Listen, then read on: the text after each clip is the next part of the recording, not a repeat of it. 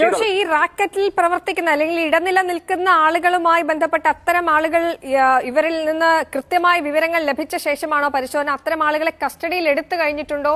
സോളിഡായ വിവരങ്ങളുടെ അടിസ്ഥാനത്തിലുള്ള പരിശോധനയാണോ? അപ്പോൾ ഈ കൃത്യമായി പിൻ പോയിന്റ് ചെയ്തുള്ള പരിശോധന തന്നെയാണോ നടക്കുന്നത്?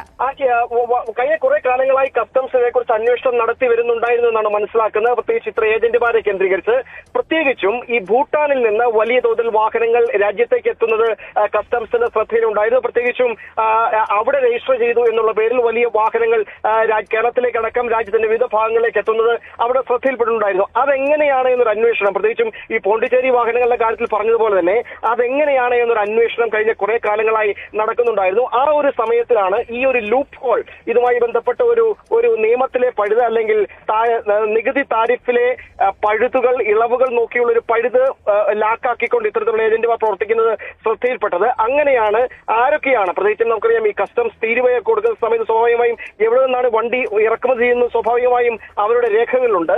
അങ്ങനെ നടത്തിയ ഒരു പരിശോധനയിലാണ് ഈ ഭൂട്ടാനിൽ നിന്ന് വലിയ തോതിൽ വണ്ടികൾ രാജ്യത്തേക്ക് ഇറക്കുമതി ചെയ്യുന്നു എന്ന് കസ്റ്റംസിന്റെ ശ്രദ്ധയിൽപ്പെടുകയും അതിനുശേഷം ആ പരിശോധനയുടെ ഭാഗമായി ഇത്തരത്തിൽ നികുതി വെട്ടിച്ചാണ് അതൊന്നും തന്നെ പഴയ വാഹനങ്ങളല്ല, ഭൂട്ടാനിൽ രജിസ്റ്റർ ചെയ്ത് അവിടെ ഓടി പഴകിയ വാഹനങ്ങളല്ല, മറിച്ച് പുതിയ വാഹനങ്ങൾ വിദേശത്ത് നിന്ന് ഭൂട്ടാനിൽ കൊണ്ടുവന്ന് അവിടുത്തെ വ്യാജ വിലാസത്തിൽ രജിസ്റ്റർ ചെയ്യുകയും അത് പിന്നീട് ഈ ഏജന്റുമാർ മുഖേന രാജ്യത്തിന്റെ വിവിധ ഭാഗങ്ങളിലേക്ക് എത്തുകയും ചെയ്യുന്നു എന്ന് കണ്ടെത്തിയതിന്റെ ഭാഗമായിട്ടാണ് ഈ പരിശോധന എന്നുള്ളതാണ് ഇപ്പോൾ മനസ്സിലാക്കുന്നത്.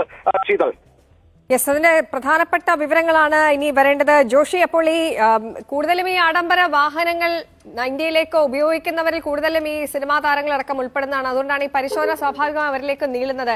ഇവരുമായി ബന്ധപ്പെട്ട് നേരിട്ട് വിവരശേഖരണത്തിന് ഇതിന്റെ ഭാഗമായി കടന്നിട്ടുണ്ടോ, അല്ലെങ്കിൽ ഉടൻ അത്തരം നടപടികളിലേക്ക് കൂടി കടക്കുമോ? വിവരശേഖരണം, അതായത് ഇപ്പോൾ റെയ്ഡാണ് നടക്കുന്നത്, പരിശോധനകളാണ് നടക്കുന്നത്, രേഖകളുടെ അടക്കം പരിശോധന നടക്കുന്നുണ്ട്. പ്രത്യേകിച്ചും ഈ സിനിമാ താരങ്ങൾ അടക്കമുള്ള ആളുകളുടെ കൈവശം ഒരുപാട് വാഹനങ്ങൾ ഉണ്ട്. അതുകൂടി കണക്ക് കൂട്ടിക്കൊണ്ടാണ് ഇപ്പോൾ അവരുടെ വാഹനങ്ങൾ സൂക്ഷിച്ചിരിക്കുന്ന യാർഡുകളിലടക്കം ഒരു പരിശോധന കസ്റ്റംസിന്റെ ഭാഗമായി സംസ്ഥാന വ്യാപകമായി 30ഓളം കേന്ദ്രങ്ങൾ തുടരുന്നത് എന്നുള്ളതാണ് ഇപ്പോൾ മനസ്സിലാക്കുന്നത്. ശീതൾ, യെസ്, വളരെ പ്രധാനപ്പെട്ട വിവരങ്ങളാണ് വരുന്നത്. ഓപ്പറേഷൻ നുംകൂർ എന്ന പേരിൽ രാജ്യവ്യാപകമായുള്ള കസ്റ്റംസ് പരിശോധനയാണ്. ഭൂട്ടാൻ വഴി ആഡംബര വാഹനങ്ങൾ നികുതി വെട്ടിച്ച്, നികുതി സമ്പ്രദായങ്ങളിലെ പഴുതുകൾ ഉപയോഗിച്ചുകൊണ്ട് നികുതി വെട്ടിച്ച് ഇന്ത്യയിലേക്ക് എത്തിക്കുന്നു എന്ന കണ്ടെത്തൽ, അതിൽ ഇടനിലക്കാരെ കേന്ദ്രീകരിച്ച് നടത്തിയ അന്വേഷണത്തിനൊടുവിൽ, റാക്കറ്റുകളെ കേന്ദ്രീകരിച്ച് നടത്തിയ അന്വേഷണത്തിനൊടുവിൽ ഇവരുമായി ബന്ധപ്പെടുന്നവരിലേക്കാണ് ഇപ്പോൾ പരിശോധന നടക്കുന്നത്. കേരളത്തിൽ 30 ഇടങ്ങളിൽ 5 ജില്ലകളിലായി പരിശോധന. ഇതിൽ ദുൽഖർ സൽമാൻ, പൃഥ്വിരാജ് അടക്കമുള്ളവരുടെ വീടുകളിലും റെയ്ഡ് എന്നുള്ള വിവരമാണ് ജോഷി കുര്യൻ പങ്കുവച്ചത്.